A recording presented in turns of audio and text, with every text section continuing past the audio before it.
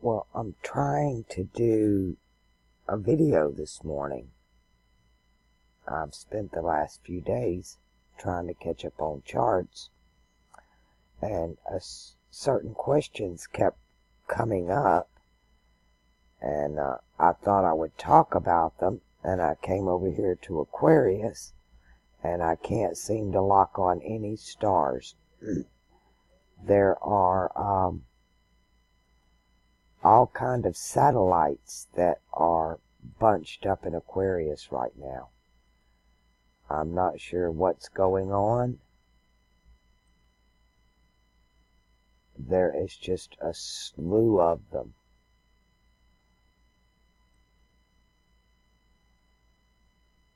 I'm not able to literally lock in on any stars. It's not doing that anywhere but in Aquarius. And you don't have the feature down here to turn that off. I guess I could go in Tools and turn it off. But I just thought it really unusual. This is Saudi ComSat 1.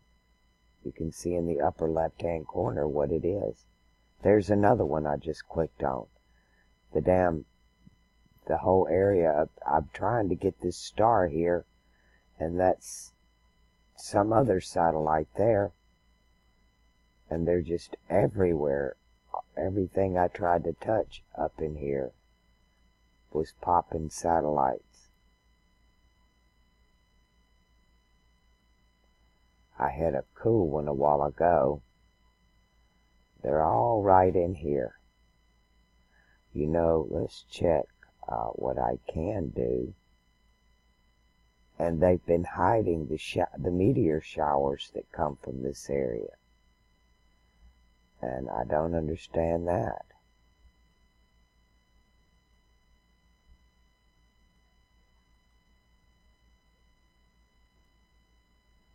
Why are they sitting in front of particular stars? That's the KKS-1, the Kasiki satellite. There's just a slew of them in here. I've never had this issue before, and I'm not sure what to make of it, because it just says artificial satellites.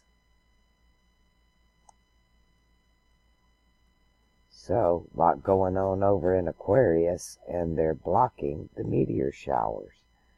Let's see what kind of tools I have to address this.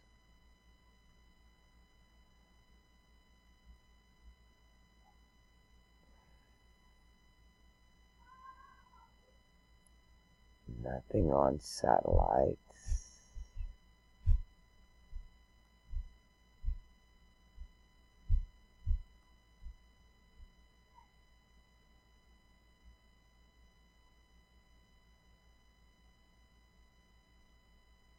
Nothing on satellites. I wonder if that's just a plug-in I could get rid of. There it is. And it's loading it at startup. So let's turn that off, because I'm not really interested in satellites. What else can we get rid of? I want to keep everything that's not artificial. Historical supernova. I think I would leave that one there, even though we don't really know unless it comes from ancient texts. I don't trust a lot of what we are giving today. Okay, I'm happy with all of that. Yeah, the script has been tampered with. Let's take a look at that. Let's take a look at that word for a second.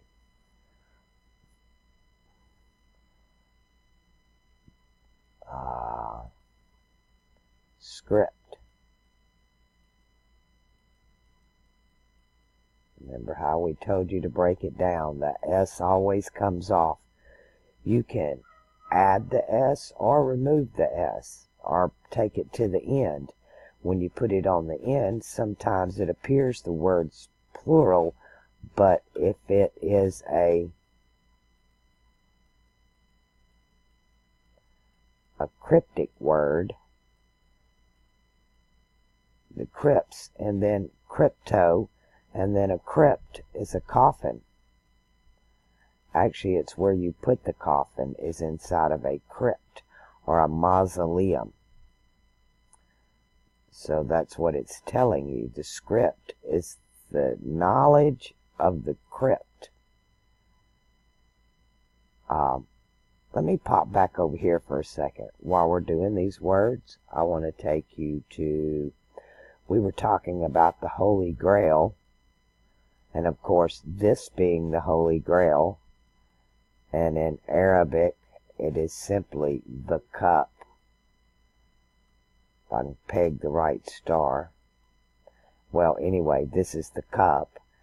This is the foot of Christ, the lion, and this is the cup they would have caught his blood in. This is the crow or the raven. But in our depiction, he pours water, right? That's water that pours from his side. But we get the different picture. His arms stretched out on the cross. And then that would be the blood that pours from his side, and it's gathered up at the foot of the cross, right here. But that's not the cup I want to show you. It's this one up here. This is the broken ring of stars.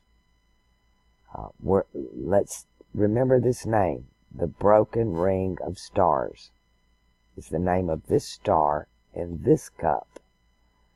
And we're going to pop over here to the Western tradition, which is really just the craziest shit, really, if you knew where all this came from. It is truly an amalgamation of just zodiacs from all over the world. The name of that same star is Gamma Alepheka Nocia Astaroth. And to me, that says something completely different than the broken ring of stars. Of course, Nocia, that's from the Greek. Knowledge. And then Astaroth, you would say ring of stars right there. And check out what it is. It is a crown. It's a crown to us. And then we have Arcturus here, and he's the one with the sickle and the spear.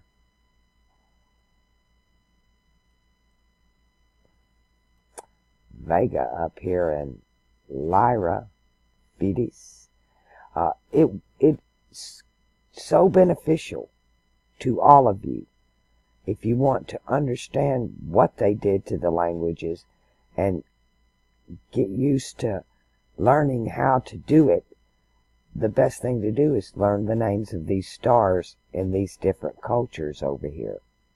And they'll give you a lot of them. A lot of them they won't. But it is a good starting point. And as a matter of fact, it's the best starting point, because you're immediately going to start picking up words that they are so desperate to keep hidden. So desperate. Today is the 11th Veterans Day. Next week, on the 19th, oh, not that, I'm getting the wrong one. On the 19th, oh, this is the 19th. I'm ahead of myself. Okay, I was playing around. On the 19th, today is the 11th. So in 8 days, Saturn finally moves into Sagittarius. You're feeling it already, really, because it has to do with 3 degrees. And Saturn's already at that point. The Sun, next week, everything is going to be moved out of Virgo but Mars. Jupiter will be in Libra, Venus will be in Libra, and the Sun will be in Libra. The Moon, Mercury, and Saturn will all be in, well, Scorpio, and the Saturn finally on that day moves into Sagittarius. And I've got it in the morning hours, so the Moon will be over there too by the end of the day. Now Mars here, got a satellite sitting in front of Mars. EU Telsat 117A West, and it's sitting right in front of Mars. So I'm going to move it. Well, it will be next week, I reckon. I don't know how they're doing that. It's traveling with Mars. We got a satellite traveling with Mars. I wanted to move Mars here. There we go. Now we can get Mars. Let me move him back a few hours, because I want to put it dead on. Because we've been catching a lot of shit from Mars being in mutable Earth, while Venus was there debilitated, the antagonist, right? So now that Venus is in her own house of Libra, and Mars gets to feel that impact of Spica, that undefended one. Now we got another satellite, the NOS 22E, sitting in front of it. But you get the point. Start paying attention to these energies as they cross these certain stars. Now, this is like a heads up. It's kind of if you've been aggressive as he's moving into this third decan, then this is where you got to watch your back, because it's like almost like karma. It's you're undefended now. You're undefended. So and before it was the heart. When Venus is over here, it's the heart that's undefended. When Jupiter's here, it's benevolence that's undefended. Well, now it's your aggression. It's your actions. And this can all be channeled in a good way. Instead of aggression and action, you can take the other attributes of Mars and channel it in different ways. Like, well, a good way, if you're building up aggression inside of you, is to do the take your shoes off and walk in the dirt, the mud, the water, nature, flowing, not artificial. And you want to connect with either earth or water, and release those energies literally through your feet. And then other ways, like psychically, you want to release this. You would work with iron. Like I cook with cast iron. I love cooking with cast iron. To me, it gives the food the best flavor. So I'm going to cook with cast iron that day. You can scrap iron. You can make money doing it. You can make art with old wrought iron, if you understand what I mean. Just repurposing old iron. And there are ways of doing that. Each of the planets has its own attributes. I've done the videos on all of those. Of course, the moon, it's all about water. It's all about the metal, silver. This is next week we're looking at, so don't flip on that. Actually, 2 weeks. It's the 27th. Another great thing that day, Saturn conjunct Mercury in Sagittarius. Saturn's colors are black and red. It holds a masculine and a feminine aspect because it rules Capricorn and Aquarius. Some people want to designate the color purple to Saturn, but it's not. It's black and red. Its metal is lead. Its attributes are agriculture, government, astrology. So, and Saturn here on this day, when it comes conjunct Mercury, it's doing it in the sign of the philosopher, in the sign of fire. So Mercury's going to have a lot to, Saturn is going to use Mercury to talk about ideology. This is what Saturn's doing in Sagittarius. Everybody's ideology is going to come into question. That's what he does. Somebody was talking to me about Pope Francis. Pope Francis has a lot going on in Sagittarius, and that sign of the philosopher. Mercury, quicksilver, like liquid mercury. Some people in alchemy, it's not quicksilver. It was red mercury. It's different thing. But I get the quicksilver because he's the fastest guy in the sky. He's Nike. His color is generally blue. Little boy blue, come blow your horn. Of course, those red and blue was switched. Males wore red and women wore blue. And the Catholic Church changed it.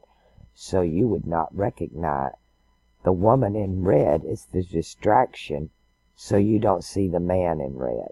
The man in red is Aquarius. He's a well-read man. The sun's color is gold. It's considered malefic. It doesn't rule any sign, but all constellations and stars project their light and their frequency through the sun. It translates. That's what it does. The sun and the moon to me are like C3PO. They're translators. They translate the information from the heavens. They're telling a story. Venus, feminine.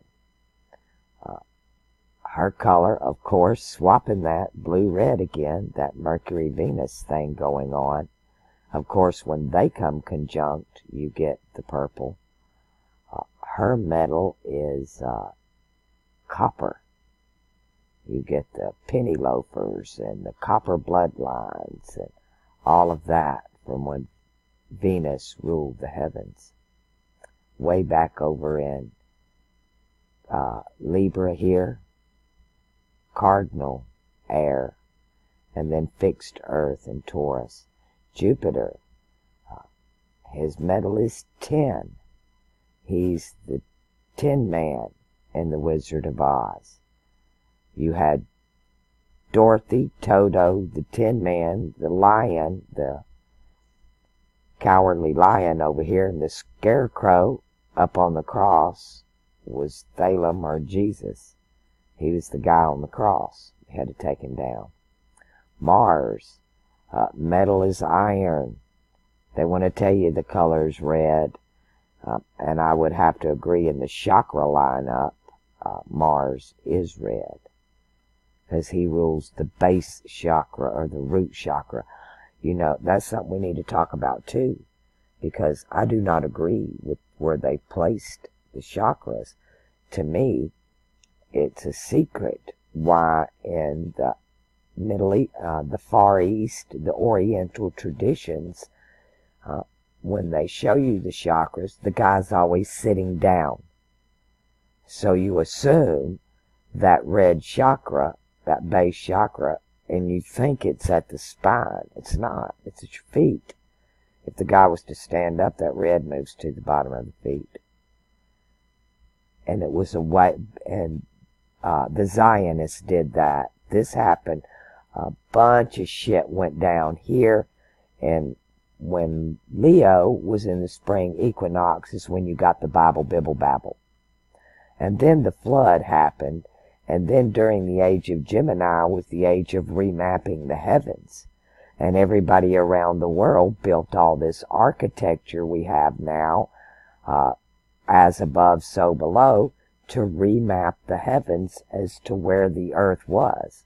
You got to know where you're at to know where you're going. And they dug out Egypt, which happened here in Taurus. And as they were coming out of Egypt, right here is when all hell broke loose. When Mars came into play, they started playing what you call the warring card. And that's where the church makes money off of war. And to keep everybody dumbed down. And they went all over the world. This guy hooked up with these three. And they went all over the world and destroyed what was built in this age, what was dug up from under the flood, and then what was built in this age. And when you understand the Bible back there, and then you realize all the mystery schools today are under Jupiterian law, which is different from the law laid down in the Old Testament by the god of fire. But you got Venus, Mars, and Jupiter that's been running what you call an aeon. An aeon is actually 4 ages. And they want to continue over here, but that's not going to happen. This is part of the golden age. And they actually have no part in that.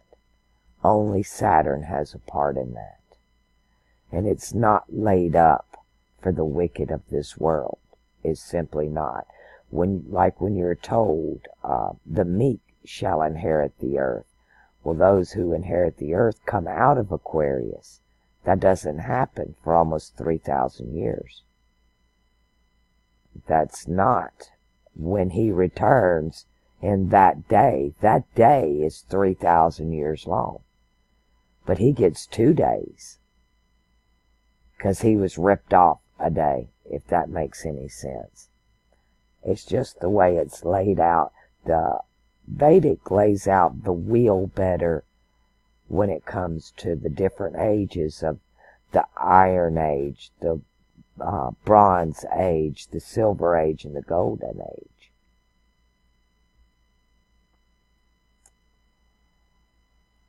But all of the planets have attributes of their own. The 7, the septum have, but not Uranus, Neptune, and Pluto. Almost all of the information that you're getting today about those 3 planets is 100% bogus. It's assumptions, and some of it's just outright fabrication. But they rule no constellation. They are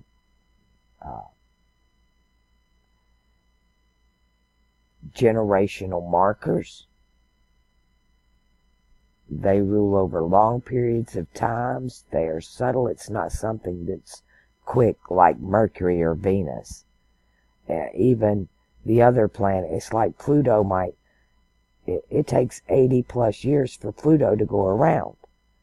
That might happen once in your lifetime, that Pluto would come back into your birth chart.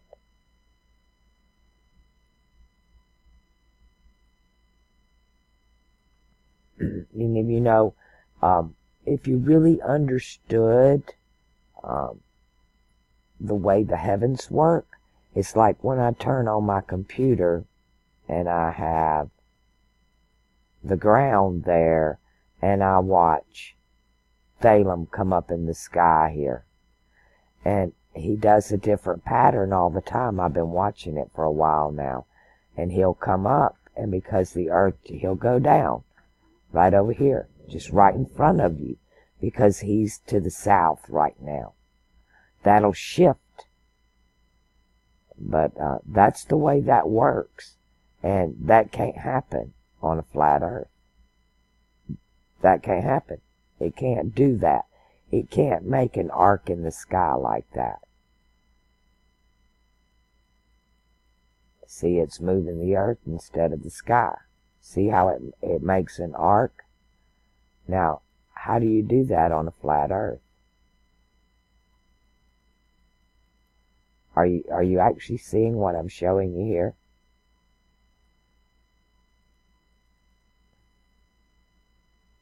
It'll come up and it'll go right back down. And the phone. Well, sorry for the interruption, because we came over here to talk about the ring of stars and Astaroth, talking about the different linguistics as we come over here and using the words like we get Mazaroth. Mazaroth is zodiac in the Hebrew, and then you have Ashtaroth, and that's ring of stars in the Arabic, or that circle. In the new King Arthur, in the end of the movie, they're in a room that to me is an ancient observatory, and he's laying out the round table for them. And everybody's getting knighted, right? It's the new King Arthur tale from the guy that played in Sons of Anarchy. And we all know that Sons of Anarchy, their Sam Crow is an anagram for the macros. Sam Crow. Same word. And when he lays out the table, one of the last scenes you see is the table looks like this. It has a space missing. You got one group of people trying to add a position in the zodiac, and you got another group trying to take a position back out. Something's big up with the zodiac. I'll have a channel here, and they play trailers, just movie trailers, of what all's coming up in the next few years. Trailers are very telling. You don't have to watch the movie. If you watch the trailer and you're able to decode what they're telling you, then that's what the movie's about anyway. It's not the entertainment value or the sex or all that you're seeing. It's about the script and the encoded script, the crypt. It's the knowledge of the crypt, which is the zodiac. When in the Greek, when Zeus had a problem with somebody, he cast them into the stars, like Hercules, Cassiopeia. All of these were placed in the heavens by Zeus. That's the way the story goes. So it's the place of legends.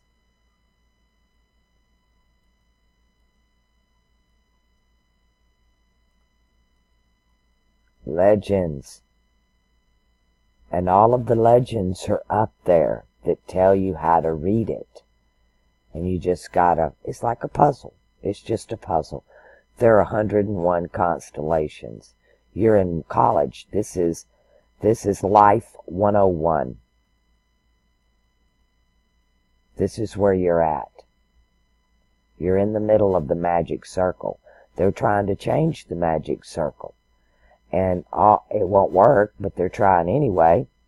They're trying to perpetuate the lie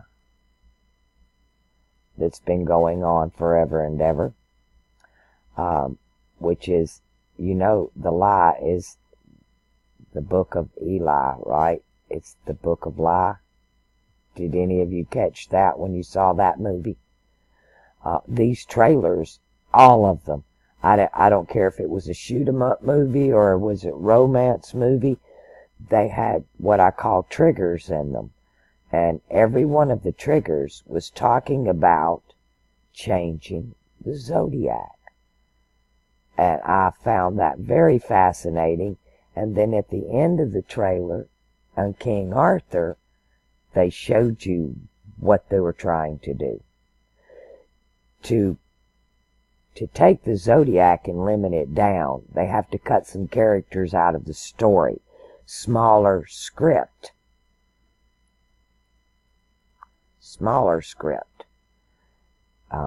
Because they're trying to hide shit again. And look, they're setting this up They want to perpetuate this, not for a generation. We're talking thousands of years. Do you know how long this lie's been going on? Since the golden age ended the last time, that's how long this lie's been going on.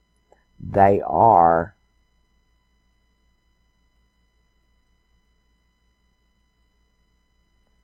a wordsmith. We have a word. This is the words. In the beginning was the words, apostrophe S, myth, mythos. Myth, and what did we say this was? God. I want to say Graham Hancock was in Egypt, and he asked the tour guide, was taking him to all the temples and telling him about all the gods. And there was a story that came down about Moses asking, how many gods are there actually in Egypt? And the man says, well, you can't tell anyone or they'll kill me, but there are as many gods as there are men, because we all have our own mythos, or my theos, my God. So the word's myth, the word my God. And then we have the blacksmith, which is Egyptian. All Masons are under Taurus, Egypt. They're all Masons. That's what they get. All Masons only get what I call Taurus. This is the constellation they work with, and it's fixed Earth. The Zionist, they work with Aries and fire and war. That's what they do. They're also the bankers. Jupiter, which controls both of these, Venus over here. Might as well put Jupiter in the middle, because he's the big boy on the block, and he's ruling right now Venus and the Masons and the Zionist. They work together, but he calls the shots because he's Jupiter. He can take either one of them out at any time because he has the script. And he altered their script and their script to suit itself. They're in cahoots, though. When you start breaking down the language, you'll start realizing that. Like the word father. You can go back to the Inside 33. And I went through back when Google Translate would just let you pop from one language to another. And it literally stopped while I stopped doing it and changed the way that was done. And you can't do it anymore. But I've got quite a few videos on the planets and then different words we use like man, woman, love, war, God. All these different words that we use. And when you start looking at them in the different tongues and dialects around the world, and I was going through, about 150 languages and looking at that word in every language. And it was very revealing at what you you realize then how they did the Bible, Bibble, Babble. To me, I picked it up in the mouth. It all has to do with the tongue. The tongue is the serpent. It's like R and L. They're both made with the front of the mouth. But if somebody that was blind, deaf, was lip reading, and you said R or L, it's hard for them to tell because it's a slip of the tongue to make the R turn into the L. It's R, L, It's that tongue in the mouth that it doesn't do with the R. It's like English.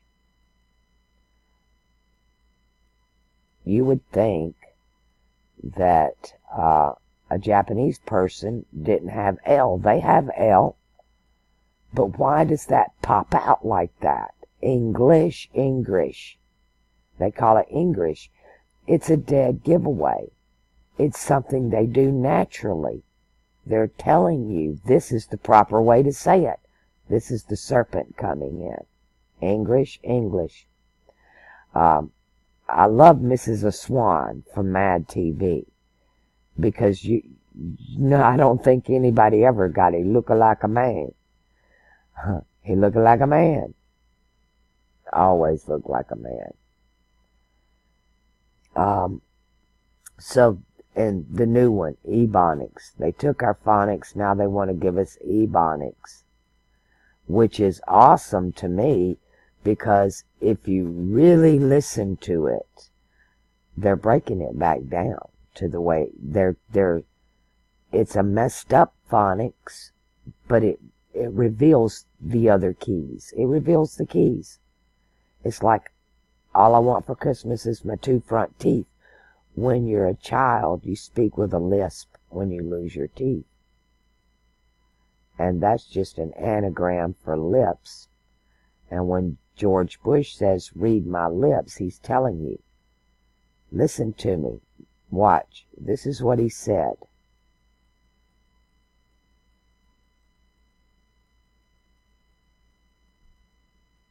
No new taxes. No new taxes. This is what else he said. And he did. He kept this promise. Nobody gets it. Nobody gets what he did. He didn't introduce any new taxes. He raised the old ones. He raised the old taxes. He just increased everything. He didn't do any new taxes. But that's like another trigger thing. It's like somebody saying, do you hear me? When George Bush, they asked him, he said he don't watch television. And they said, you don't watch TV at all? And he said, well, I watch the hills. Because they have eyes. The hills have eyes. And I knew right away, this crappy ass show, The Hills, it's encoded, all of that crap, like the Kardashians.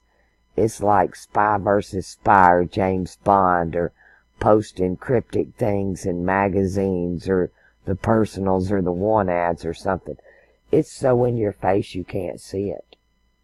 It's so in your face you can't see it. It's like, the truth about it is, everybody on this planet, everybody, 100%, have access to 100% of everything they need to know. And on a daily basis, and they never get it done.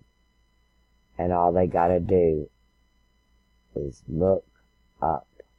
From the time we are born to the time we die, those stars are in the heavens. They're all there. Always. They're not going anywhere. They never change. I don't know why. Are we just bored? Is it just boring to sit there and watch them? Have we been lied to that bad? Is nobody enthralled with it? And I just can't believe that's true. And I'm going to tell you why. Because the language before alphabets, this was when the lie started. I call it the Aleph Bet. The first bet. They took a chance.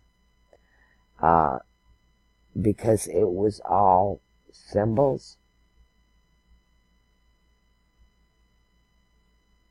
and glyphs.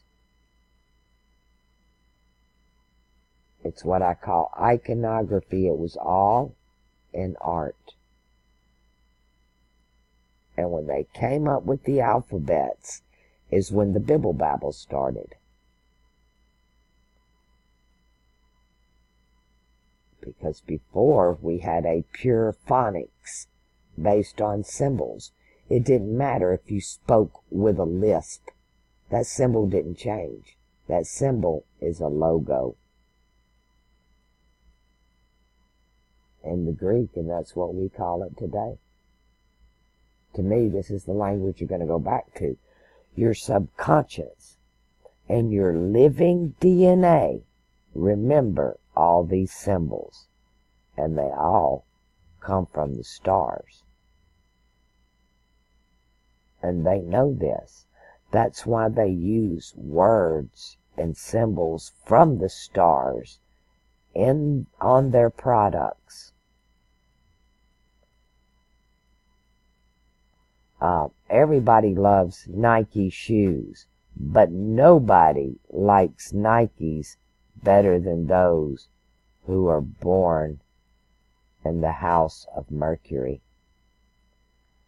Especially born in a house of Mercury and Mercury in the first house at the same time. These people really got to have a pair of those shoes because it's the logo or the symbol. We're driven by these symbols in our subconscious. But then you have like the church and those running the alphabet trying to make us, at the same time, they know they can make $1 off of us because we're drawn to these symbols, tell us to be afraid of them, don't use them. They have forbidden everything. My God, don't get a tattoo and put that on your body. That just might empower you. To me, your body is nothing but clothes. A lot of people's running around worshiping the body. That's all about Jupiter and the flesh. Saturn's fixing to step on the scene. And everybody that's been walking in the flesh, those are the ones that are going to get what you call the wake-up call. And their little paradigm's coming down. But those that know that you're a spirit being, and you're just having a carnal experience, then it's not going to be difficult at all. You're already prepared. You're going to help the others as they crash and burn. You'll have to pick them up, dust them off. It's not the end of the world, just the end of the age. But what's coming is not what you're told. It's all going to be all right. It's going to be all right. It's going to be all right. Because it's just the end of the world age. If they would have, that's one word. That is just one word. And they took that apart and convinced us that the world was the earth. And it's not. They don't have anything in common. This one deals with matter, and this one deals with time. Saturn deals with time. And you know, most of what was corrupted was what I call pure Saturnalian doctrine. It's corrupted. And Saturn rules astrology. And when the Pope and the colonistas went all over the world, that's what they were doing, is they were stealing the knowledge. Knowledge is power, and they needed to know the ledgers. And they went and destroyed the ledgers, and then we got this zodiac. Let's see what I've got here. Let me see if I can find this. This will turn for me. Here, this. This is such a bunch of crap. The Egyptian zodiac from the ceiling of the grand portico in the temple of Isis at Dendera. This is newer than the Greek. This is newer than the Greek. The Greeks did not have Libra. They had here would have been, instead of Scorpio and Libra, it would have been an eagle with a serpent in its claws. This is Latin to the core. It's not Egyptian and it's not Greek. It's Latin. Latins are the one that added the scorpion with the scales. They're the ones who did that. It's in their timeline. So this is not from Egypt. This is just a freaking lie. No ifs, ands, and buts about it. Now, I'll agree, the scarab beetle over here is Cancer. And it is the moon, representing the moon, that silver beetle. But this, no. The glyph or the symbol alone tells you when it was done. Who done it? It tells you the who, what, where, when, why, and how. And you gotta love this. How about Aquarius over here? Check out this Aquarius. This is an ancient symbol for Aquarius. We just have it turned the other way. But these two here, the big lie. The pit that was dug in the sky by, they accredit Julius Caesar, but that's just the marking of the age. They're telling you they started doing this about 100 years before what we call the Common Era, or the birth of Christ, right? That's all hoopla too. But about 2,000 years ago, they started perpetrating this. And then it took them almost about 500 or 600 years before they actually laid down the script that went with this. They laid down a script that went with it. And you'll know it today as the Catholic Vulgate Bible, to perpetuate all of this. Because we know all of this. We come from here. This is part of us. It's like I said, you got a zodiac inside of you. What does that mean? There's another one.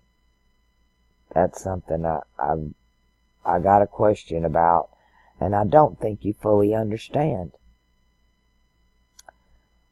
Let's say you're a mutable cross. That in your birth chart, you're a mutable cross. Or let's just do it fixed. Let's do the one everybody knows. Let's do Aquarius on top. He's the man. Well, at his feet is a lion. And it's fire. And both of these are masculine. Masculine. Masculine. Over here, he's got Taurus, or an ox, ruled by Venus, and it's feminine. And then over here, you got an eagle, or that freaking scorpion. I can't stand that. It's an eagle. Even in the book of Revelation, when it tells you the man, the lion, the ox, and the eagle, that is a timeline telling you how old that was, and it comes from the original Greek. It wasn't written 90 years after the death of said Christ. It was written several hundred years before they changed it from the scorpion, and it was still the eagle. So over here you have this eagle, and it's feminine as well. It's water, earth, air, up. So say this is your cross, say you're Aquarius. You carry all of these attributes. This is who you are. You can rule in your left hand is an eagle, and you have air magic. I meant water magic in your left hand. You have air magic right out your mouth. You can literally speak it. And over in your right hand, you have earth magic, but you walk on fire. This is where fire walkers comes from. And then we got people running around today walking in fire. You got people handling serpents in churches and all this hoopla, when it's really all just talking about the heavens. If you can decode it, it's a lot of people want to say the Bible's metaphors. Yes and no. No, it's not the metaphor you think it is. First, you have to decrypt it before you can see what the proper metaphor is, or you wouldn't understand it at all. I see how the lie was perpetuated, and it was done with the alphabet. That's the only way they could get away with it. And then they went all over the world and destroyed all the zodiacs. That's why I couldn't find the 10th zodiac.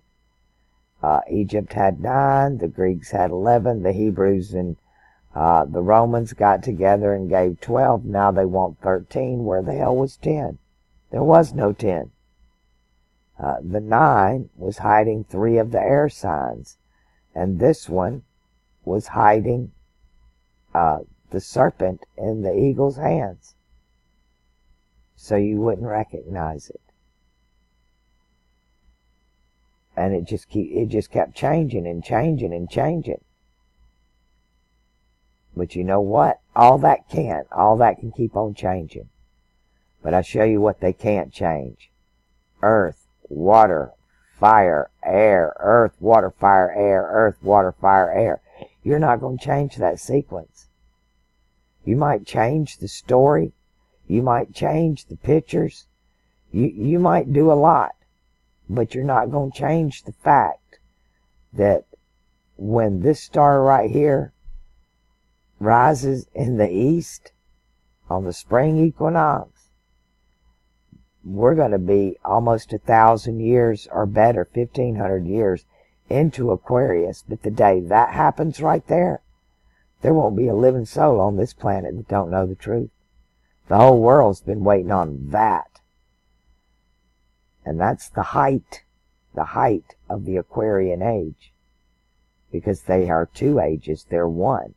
Just like the eagle and the serpent were. And this truth's coming back out. The flag of Mexico. Pan America. Pan Am is I am Pan. I'm the goat man. And the goat man rested. He took a nap. Pan backwards is nap. He took a nap. Because they turned everything around. But that's okay. Because we know where the Holy Grail is. And that alone, if you knew that, if you knew the answer to where the Holy Grail was, then here's another satellite. They're just all over the place. I guess it's not going to cut them off till I reboot, because it said on its startup. Alright. I think I've taken this video on long enough. I don't want to make it more than an hour. I wanted to do a couple of videos a week. I'm working now, hoping to get more hours soon. I'll be a resident here. After 30 days, I'm considered resident. Then I have better access to jobs. So that's all good news. And I'm going to just kick into these charts. I'm going to just do charts. And I've been keeping little notes and questions or things I want to share and try to put as much in one video as I can, because I'm only going to do 1 or 2 videos a week until I get these charts done.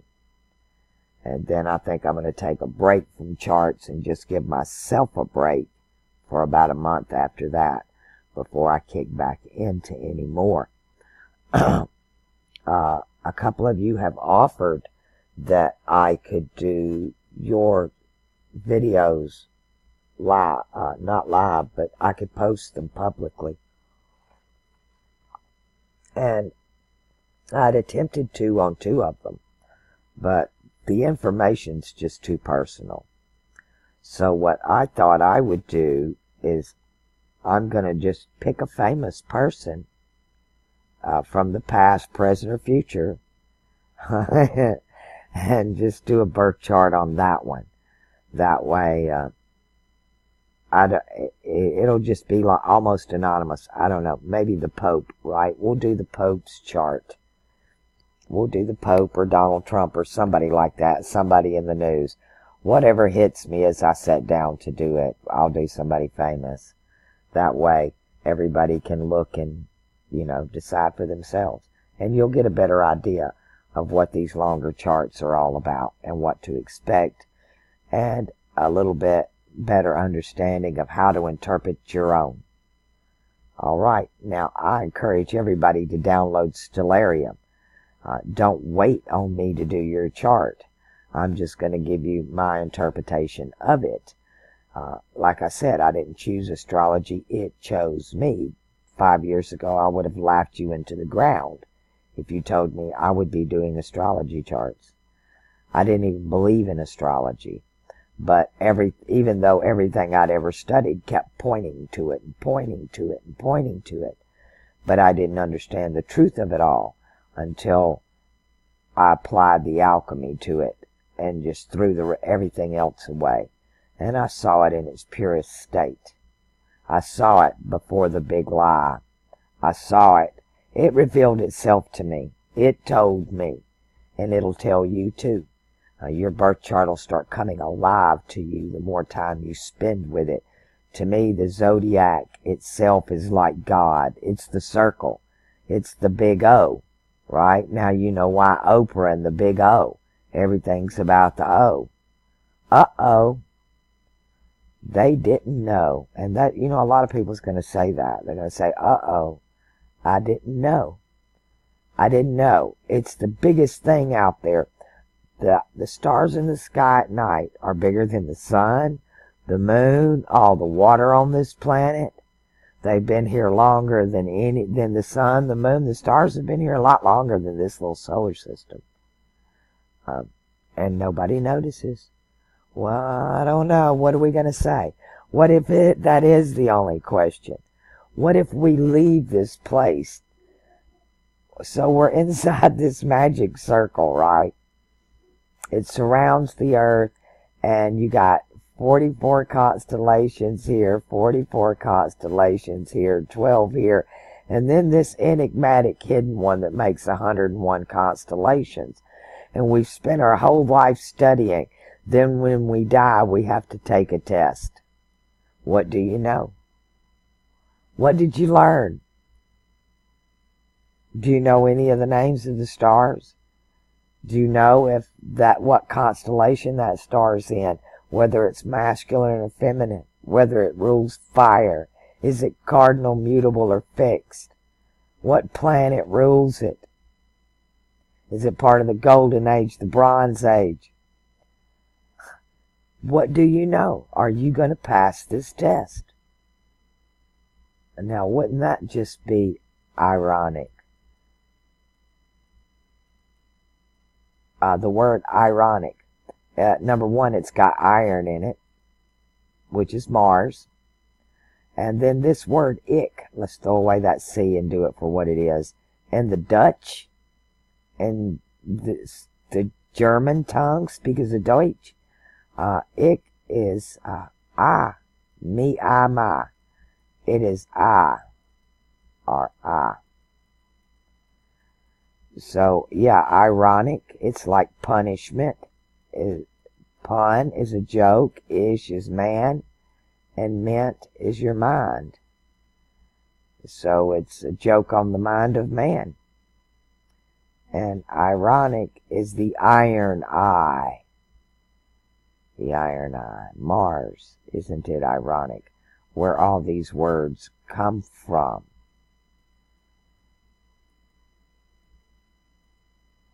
So, be good boys and girls, and bank that good karma so that you don't get marked.